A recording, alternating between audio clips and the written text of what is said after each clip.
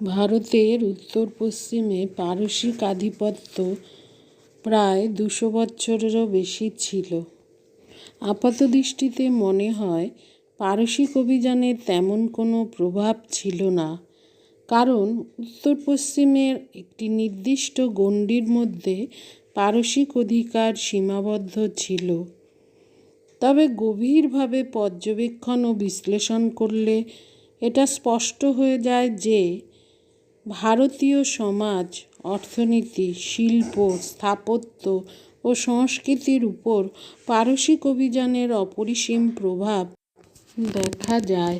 এই সময় গাঙ্গ উপত্যকায় অবস্থিত 16টি মহাজনপদের মধ্যে কয়েকটি মহাজনপদ সাম্রাজ্যিক আধিপত্য স্থাপনে এগিয়ে গিয়েছিল।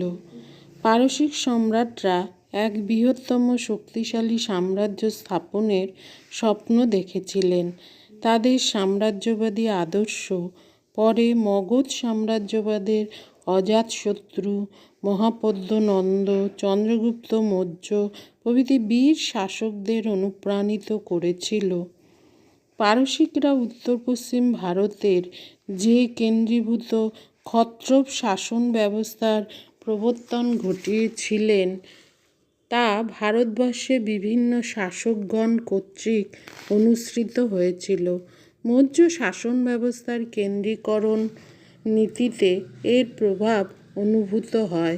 এছাড়া শক, কুষাণ প্রভৃতি শাসকেরা শাসন ব্যবস্থার যথাযথ রূপায়ণে পারসিকদের নীতিকে অনুসরণ করেন। পারসিক অভিযানের ফলে ভারতীয়দের ভৌগোলিক দিক থেকে তাদের দিগন্ত প্রসারিত হয়ে যায় এবং প্রাচ্য ও পাশ্চাত্যের মধ্যে বাণিজ্যিক ও সাংস্কৃতিক সংযোগ স্থাপিত হয়। পারসিকরা ভারত থেকে প্রচুর অর্থ ও মূল্যবান সম্পদ লুণ্ঠন করে পারস্যে নিয়ে যান। সেই সঙ্গে ভারতীয়দের কর্মশক্তিকেও কাজে লাগান। পারসিক সৈন্যবাহিনীতে প্রচুর ভারতীয় উপজাতি সৈনিক হিসাবে স্থান পেয়েছিল। অনেক ভারতীয় ক্রীতদাস হিসাবে পারসিক রাজদরবারে অবস্থান করত। এই সমস্ত বিষয়গুলি গ্রীকদের মনে কৌতূহল ও আগ্রহের সৃষ্টি করে। পারস্য সাম্রাজ্যের পথ ধরে গ্রীক বীর আলেকজান্ডার ভারত আক্রমণে অগ্রসর হন এবং সাফল্য লাভ করেন। এর সূত্র ধরে পরবর্তীকালে অন্যান্য বহু বৈদেশিক শক্তি ভারতে আধিপত্য প্রতিষ্ঠার বাসনায় অগ্রসর হয়। পারসিক অভিযানের সূত্র ধরে প্রাচ্য ও পাশ্চাত্যের মধ্যে বাণিজ্যিক সম্পর্ক সুগম হয়। ভারতের সেগুন কাঠ, হাতির দাঁতের তৈরি মূল্যবান জিনিস, সূক্ষ্ম সুতিবস্ত্র পারস্যের বাজারে বিশেষ জনপ্রিয় হয়।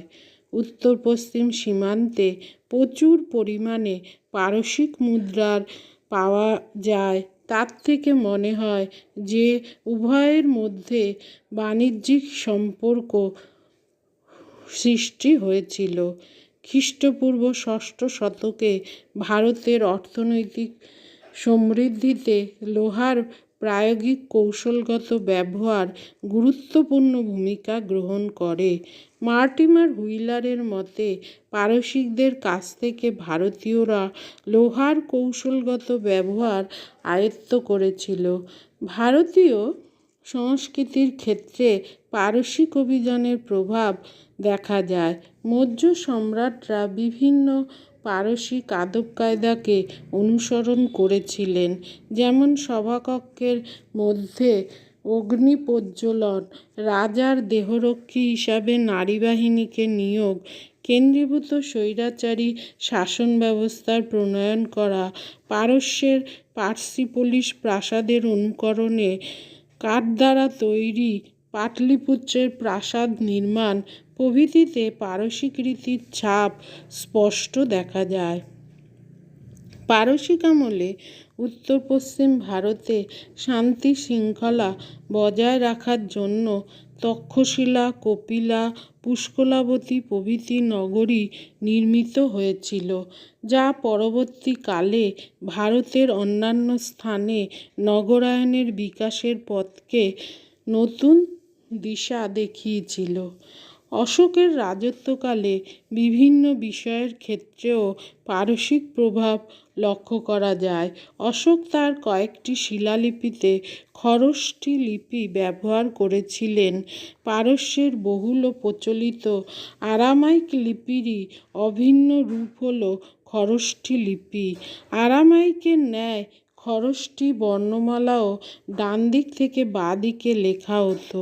অশোকের আমলে শিলালিপি ও ভাস্কর্য নির্মাণ শিল্পের খোদাই করার রীতিতে পারসিক প্রভাব লক্ষ্য করা যায়। মর্টিমার হুইলারের মতে অশোকের স্তম্ভের শৃঙ্গ মূর্তিগুলি উল্টো করে রাখা পদ্ম, স্তম্ভের গায়ে ধর্মীয় অনুশাসন খোদাই করা প্রভৃতি পারসিক ভাস্কর্যের প্রভাবকে মনে করিয়ে দেয়।